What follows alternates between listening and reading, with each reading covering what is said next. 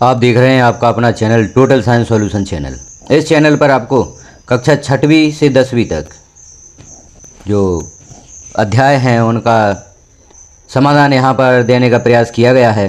प्रश्नों के उत्तर, one liner questions कक्षा 10वीं की विज्ञान के आप यहाँ पर देख रहे हैं।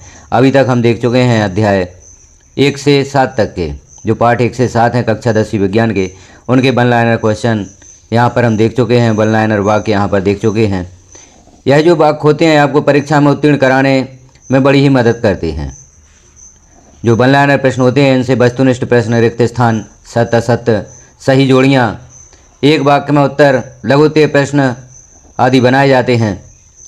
तो इन वन लाइनर्स को हम यहाँ पर देखेंगे। पाठ 8 आनुवांशिकता पाठ से जो भी वन लाइनर क्वेश्चन आपके बनेंगे उन्हें हम यहाँ पर देखेंगे। हम शुरुआत करते हैं आनुवांशिक लक्षण से।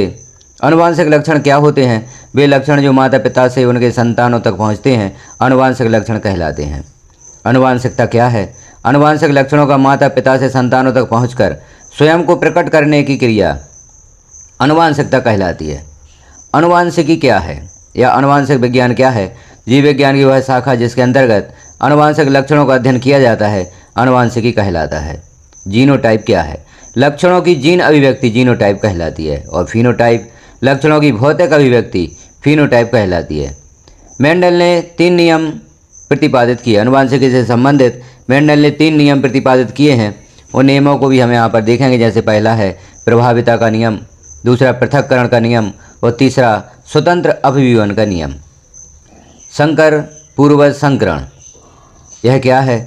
तो प्रथम जोड़ी में उत्पन्न संततियों का जब दोनों में से किसी एक जनन के साथ संकरण कराया जाता है तो उसे संकर पूर्वज संकरण कहा जाता है। सामान्य तथा प्रभावी लक्षणों के साथ प्रथम पीढ़ी का संकरण कराया जाता है, टेस्ट क्रॉस। जब प्रथम पीढ़ी में उत्पन्न पौधों का उनके प्रभावी जनक से संकरण कराया जाता है तो उसे संकरण कहते हैं। डीएनए में डीऑक्सीराइबोज शर्करा होती है, आरएनए में शर्करा राइबोज होती है। डीएनए मुख्य केंद्रक में पाया जाता है, आरएनए केंद्रक एवं कोशिका द्रव्य दोनों में पाया जाता है। डीएनए में बेस एडिनिन, यूएनएन, थायमिन, साइटोसिन होते हैं। आरएनए में बेस थायमिन की जगह यूरेसिल आ जाता है। तो डीएनए और आरएनए में यहाँ पर हमने अंतर देखे, इसके अनुसार आप डीएनए और आरएनए में अंतर लिख सकते हैं। आगे देखते हैं। डीएनए एक डबल स्टैंडर्ड अणु है, आरएनए एक सिंगल स्टैंडर्ड अणु है। अब विभिन्नताएं क्या होती हैं? एक ही जनक की संतानों में समानता होते हुए भी एक दूसरे से भिन्न है, यही विभिन्नता जैव विविधता कहलाती है। तो जैव विविधता क्या कहलाती है? इस प्रश्न का उत्तर हम यहाँ से लिख सकते हैं। प्रभावी लक्षण क्या होते हैं? जब विपरीत लक्षणों के जोड़े में क्रॉस कराया जाता है तो जो लक्षण प्रदर्शित होते हैं वे प्रभावी लक्षण कहलाते हैं।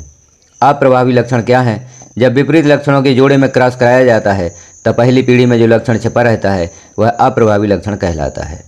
एक संकर क्रॉस क्या है? एक विपरीत लक्षण को साथ लेकर कराए गए संकरण को एक संकर क्रॉस कहते हैं। द्विसंकर क्रॉस दो विपरीत लक्षणों को साथ लेकर कराए गए संकरण को द्विसंकर क्रॉस कहते हैं।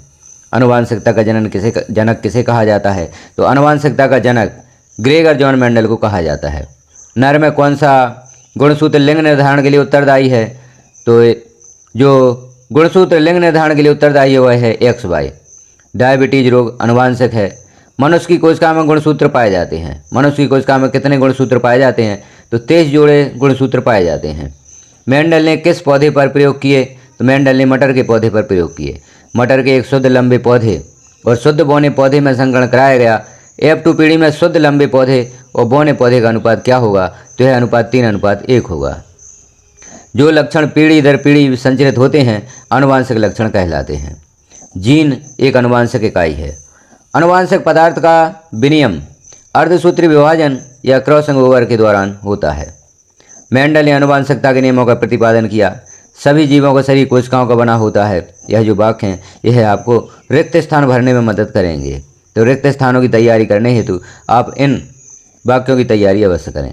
मानव में शिशु के लिंग का निर्धारण XY या 23वें जोड़े द्वारा होता है। मेंडल ने आनुवांशिकता के लक्षणों के वाहक को क्या नाम दिया? तो उन्होंने इस वाहक को फैक्टर नाम दिया। जीन की खोज करने वाले वैज्ञानिक का नाम लिखिए। तो जीन की खोज करने वाले वैज्ञानिक का नाम है जॉनसन।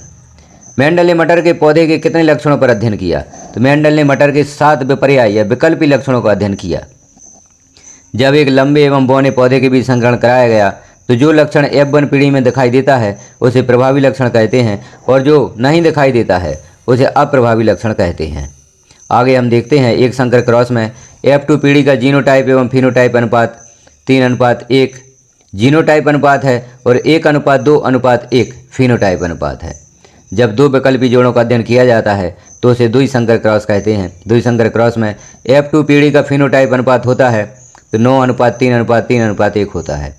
द्विसंकर क्रॉस में F2 पीढ़ी का फिनोटाइप अनुपात 9:3:3:1 होता है। डीएनए का वह भाग जिसमें किसी प्रोटीन संश्लेषण के लिए सूचना होती है उसे क्या कहते हैं? तो उसे प्रोटीन का जीन कहते हैं। प्रत्येक जनक कोशिका में संतति में गुणसूत्र पैतृक अथवा मातृक के जोड़े से कितने गुणसूत्र जाते हैं? तो केवल एक गुणसूत्र जाता है। मानव में लिंग निर्धारण के लिए जिम्मेदार गुणसूत्र है तो पुरुष में पाए जाने वाला बाह्य गुणसूत्र लिंग निर्धारण के लिए जिम्मेदार होता है। इस वीडियो में हमने कक्षा 10वीं विज्ञान अध्याय 8 अनुवांशिकता से संबंधित वन लाइनर या सरल वाक्य यहाँ पर देखे। इन वाक्यों को यदि आप तैयार कर लेते हैं तो आप परीक्षा में सफलता आसानी से प्राप्त कर लेंगे। तो इस प्रकार के जो वन लाइनर वाक्य हैं, छोटे वाक्य हैं, उन्हें आप अवश्य देखें। चैनल पर विजिट करें। अध्याय 1 से लेकर अंतिम अध्याय तक सभी वन लाइनर आपको यहाँ पर प्राप्त होंगे। तो इन्हें देखने के लिए आप चैनल को सब्सक्राइब कर लें, बेल आइकन को क्लिक कर ऑल पर प्रेस कर दें ताकि जैसे ही अगले अध्याय के वन लाइनर वाक्य या सरल प्रश्न यहाँ पर पब्लिश किए जाते हैं तो वह नोटिफिकेशन के रूप में आपको प्राप्त हो सकेंगे। जानकारी अच्छी लगी हो तो अपने साथियों में शेयर अवश्य करें। शिक्षक साथी भी इन वन लाइनर वाले वीडियोज़ को अपने विद्यार्थियों में शेयर कर सकते हैं और उन्हें परीक्षा में सफलता प्राप्त करने हेतु काफ़ी मदद कर सकते हैं। तो अपने शिक्षक साथियों में, अपने विद्यार्थियों में और विद्यार्थी अपने साथियों में इन वीडियोज़ को शेयर अवश्य करें।